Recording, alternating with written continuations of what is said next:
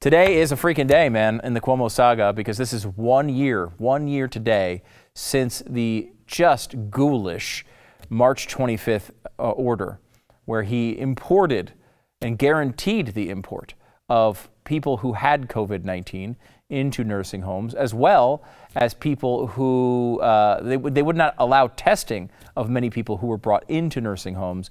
Obviously, this led to God only knows how many deaths, and we know that it was thousands and thousands and thousands that they did not tell us about. Finally, there may be some repercussions for that for him and his family. Janice Dean has a great op-ed I want you to check out. Families deserve justice 1 year after Cuomo's deadly nursing home order. Make sure you go check that out today. Is in the New York Post. Also, the Washington Post and the New York Times both had pieces today about Andrew Cuomo and what he did as the coronavirus scandal was brewing. Now, I kind of have a well-circulated thread of the actions taken by Andrew Cuomo in March in particular, showing that this wasn't something he screwed up later on. This is what he was terrible in March. And everyone remembers these press conferences as if they were soothing. One of the reasons they were soothing is he was telling you to keep going out, hanging out on the subways, and don't panic over it. It's basically just the flu anyway. No big deal. Keep doing what you're doing. That's why it felt soothing. He was telling you everything was going to be okay and there was going to be no repercussions from this. Well, obviously that blew up in his face, and people know about that. What's interesting now is the first time this has come to light is that Chris Cuomo and other family members and close allies and associates of Andrew Cuomo were given priority on getting tests when no one else could get them. Remember, the biggest failure of the entire scandal outside of Andrew Cuomo, and we're talking about the entire coronavirus meltdown from beginning to end, was we didn't have tests when we needed them. If we would have had tests earlier on, we would have been able to tell this thing was blowing up in a place like New York City, and we maybe could have missed some of the terrible outcomes there. Well, with only a few tests available to people in New York, people, as the media would tell you, this has hit poorer places and communities harder. It's hit minority communities harder. Those people could not get access to any of these tests at this time. And Andrew Cuomo had people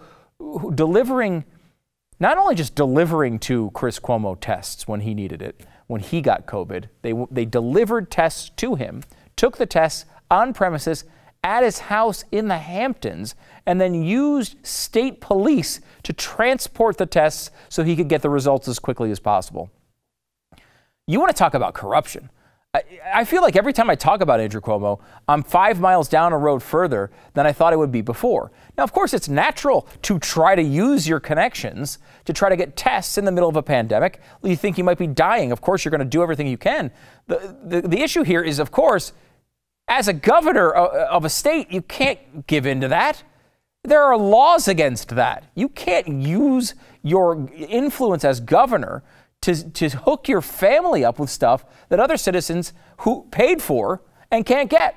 Because this is all paid for by your tax dollars, and he's hooking his brother up, his stupid brother, doing shows in the basement, are getting tests when you're out there, you're a healthcare worker, you're doing everything you can to try to keep people alive, and stupid Chris Cuomo is in his Hamptons house getting tests and then getting the state police to run him around the state so that they can get the results.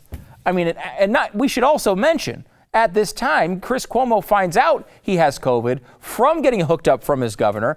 And what does he do? He goes and gets treated by a lady who wants to give him spices and like bleach baths to cure his COVID-19. And then he does a segment about how irresponsible Donald Trump is for recommending hydroxychloroquine. CNN has released a statement. I don't know. Do we have the statement on this real quick? Here it is. We generally do not get involved in the medical decisions of our employees. However, it is not surprising that in the earliest days of a once-in-a-century global pandemic, when Chris was showing symptoms and was concerned about possible spread, he turned to anyone he could for advice and assistance, as any human being would. CNN with this Cuomo thing has been an absolute disgrace. They are not holding their own people accountable. They won't hold public officials accountable. An absolute journalistic disgrace.